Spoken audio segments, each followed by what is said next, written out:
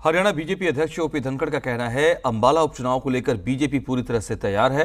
दीपेंद्र हुड्डा के बयान पर पलटवार करते हुए कहा आखिर वो चुनाव क्यों हार गए थे। साथ ही कहा हरियाणा में आम आदमी पार्टी का खाता भी नहीं खुलेगा। बीजेपी जेजेपी गठबंधन पर ओपी धनखड़ ने कहा 2019 का चुनाव बीजेपी ने गठबंधन में नहीं लड़ा था और फिलहाल गठबंधन सही चल रहा है।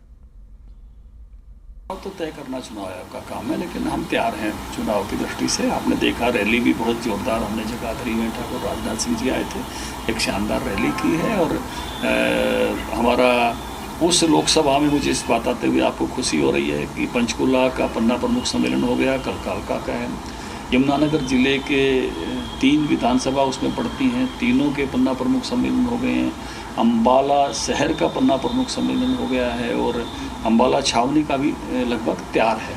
तो हमारी उस क्षेत्र की कोई 2-1 विधानसभा बस्ती है, नारायणगढ़, और जो जहाँ अभी इस काम में हमको तेज़ी के साथ पूरा करना है मुलाना, ये तो लगभग हर विधानसभा तक पन्ना प्रमुख का काम हम पूर्ण कर चुके हैं। मुझे लगता है कि इस लोकसभा में हम सबसे आगे।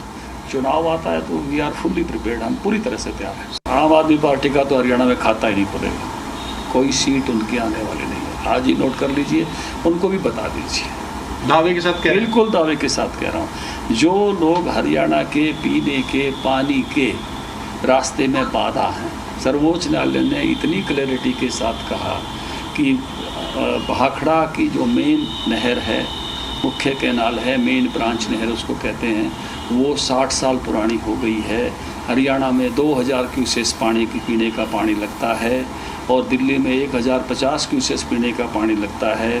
पानी की मात्रा पर मत जाइए कि अब कितना हरियाणा को मिलेगा, कितना पंजाब को मिलेगा। जैसा पानी होगा वैसे बांट लेंगे। कि हरियाणा में कोई वेट ऐसे लोगों पर वेस्ट करेगा तो किसी भी प्रकार का हरियाणा में आपने आदमपुर चुनाव में देख लिया, बाकी भी जो चुनाव इस बीच में हमने देख लिया, इनका कहीं कोई खाता खुलने वाला नहीं है। 2 दिन पहले मैं बयान देखा था मैंने दीपेंद्र हुड्डा का, उन्हें का पन्ना प्रमुख थे तो बीजेपी के लोग क्यों हार गए। तो मैं पूछना चाहता हूँ ये बाबू बेटा क्यों हार गए? इसलिए तो घर घर जा रहे थे, दोनों की हार हुई और ऐसी हार हुई कि ज़बरदस्त। तो इसलिए, और दूसरी बात मैं और भी कहना चाहता हूँ कि पिछली बार हमारे पन्ना प्रमुख नहीं थे। पिछली बार हम बूथ तक जाने का हमने प्रयास किया था, त्रिदेव तक जाने का प्रयास किया था, लेकिन इस बार जो मैं ऑर्गेनाइजेशन खड़ा कर रहा हूँ गुजरात की तर्ज पर, तो किसी भी प्रकार के, एक मोटी बात मैं कहना चाहता हूँ मीडिया के सामने, केवल नैरेटिव के आधार पर हरियाणा का चुनाव इस बार नहीं होगा। कांग्रेस और आम आदमी पार्टी या बाकी पार्टियों का तरीका यही रहता है कि एक नैरेटिव खड़ा करो, एक बात को चला दो और उस बात के आधार पर जो है वोट बनाने का प्रयास करो। लेकिन जब आप सोचिए हर पन्ने पन्ने तक मेरा वर्कर खड़ा होगा और उस बात का जवाब या उस बात का काट या उस नैरेटिव को तोड़ने में हमको 5 मिनट भी नहीं लगेंगे। जानकारी है कि हम 2019 का चुनाव गठबंधन में नहीं लड़े थे। गठबंधन फ्रैक्चर्ड जो जनादेश था उसके कारण से गठबंधन हुआ, गठबंधन अच्छा चल रहा है। 2024 के चुनाव के लिए कोई समझौता होगा तो आपको बताएंगे।